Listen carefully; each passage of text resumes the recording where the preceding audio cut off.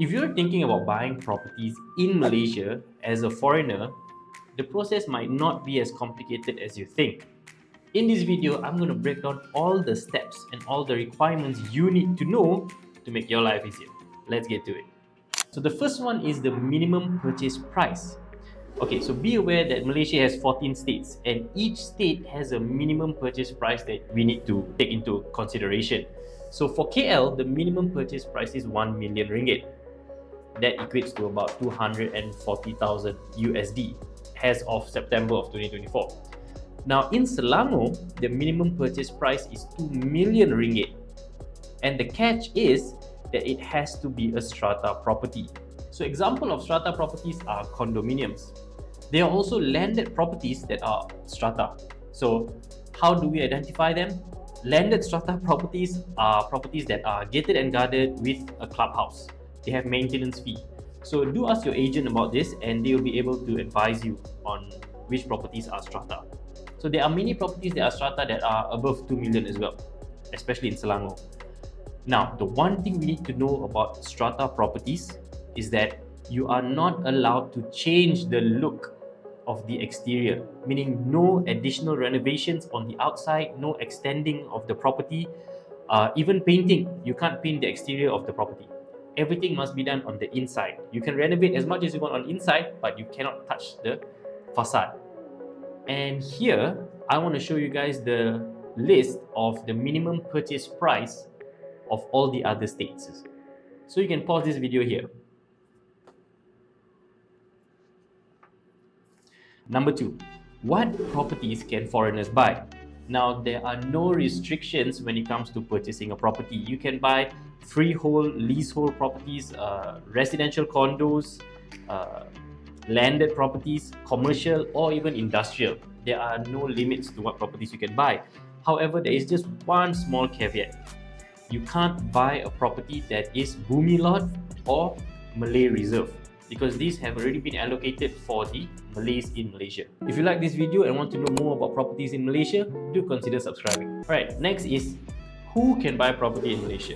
What do you need for you to buy properties in Malaysia? Well, let me tell you, you don't need anything. You don't need visa, you don't need a Malaysian spouse, you don't even need to be in Malaysia to buy a property in Malaysia. You can do it online. So even if you're coming to Malaysia on a tourist visa and you want to buy a property, you can. So I had a couple from Korea came down and they were staying in the house and they loved it and they decided to buy it. So all they did was they put the 3% booking and they went back to South Korea. And in about 3 months time, we sent them the SPA, the sales and purchase agreement. They signed it, we did a Zoom call with them, they paid the balance down payment and the balance payment, and they sent back the SPA to us. Within another 2 months, they got the key to their house. While they were not even here.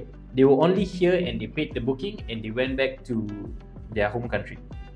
And they already bought a property here in Malaysia, because we, as the agents, will handle everything from obtaining your loan to getting the lawyers to coming up with the SPA. Everything will be handled from our end. All you have to do is just choose the property that you like. So if you are interested in purchasing a property in Malaysia, do drop me an email and tell me exactly what you're looking for. So next, let's talk about costs. What are the costs involved when buying a property in Malaysia as a foreigner? Number 1 would be your property price. Number 2 would be the legal fees and your disbursement fees. Number 3 would be the 0.5% stamp duty on your loan if you are taking a loan in Malaysia from a local bank. Otherwise, you can actually pay by cash. The next one would be the 4% flat rate for the transfer of ownership, which is a stamp duty. So those are the main costs to consider when buying a property in Malaysia. Now, side note, if you are buying a property in Johor Bahru, in Malacca and Penang, there is a state levy tax of about 2 to 3%. So this is just something to take note of. So you can actually pay for your house in terms of cash from your overseas bank, or you can obtain a loan from a local bank. So if you are not working in Malaysia, you can get loan financing of up to 30 to 50%. If you are working in Malaysia, you can get maybe slightly higher, up to 60 or 70%. If you are part of the MM2H program, you can go as high as 80%. And if you are one of our neighboring countries, our Singaporean friends, he can go as high as 90%, which is as high as the locals in Malaysia get. The entire process from the day you put your booking until the day you get your keys will take roughly between 3 to 6 months. So number 5 is buying process. So I'm sure you're wondering what are the steps involved in buying a property as a foreigner. It's fairly simple. The first thing is putting a booking of about 3%. So let's just say your property price is about 1 million, you put a 30,000 ringgit booking, and then you go ahead and obtain the loan. Your agent will be able to help you with that. Now, if you're not thinking of getting a loan, you can actually skip this step and go ahead straight to sign your SPA, your sales and purchase agreement. So once you sign your sales and purchase agreement, you will pay another 7%.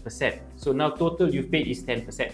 Then the agents will get the state's approval. So once the state has approved the request, that's when you start to pay the balance 90%, and within a few weeks, once the memorandum of transfer has been converted, you will get your keys. So the entire process from booking until getting your keys will take about 3 to 6 months.